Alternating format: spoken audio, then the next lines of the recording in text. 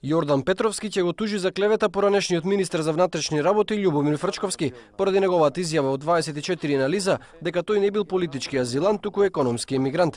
Петровски тврди дека статусот на бегалец што го добил во Канада во 2005 година е исклучиво поради тоа што ги убедил тамошните власти дека во Македонија бил прогонуван од тајните служби поради своите идеолошко-политички определби. Категорија на економски азил не постои. Тоа Фрчковски многу јасно. Тој не рече економски азилант, тој рече економски емигрант.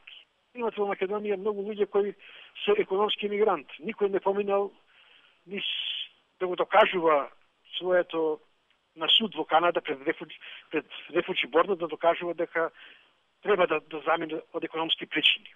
Петровски бил следен и прислушуван од тајната полиција од 1992 година, како што тврди поради тоа што бил во Маровец еден од главните финансиери на ВМРО ДПМН во 90-тите години. Линијата по која бил следен бил македонски екстремизам и врховизам, што Петровски го смета за апсурдно во независна Македонија. Формално прогон од службата за државна безбедност го покрила со сомневања за неговата наводна соработка со бугарските тајни служби, кои никогаш не биле докажани. Уредбите на кои се повика господин Фрчковски јасно стои дека следењето може да трае 12 месеци.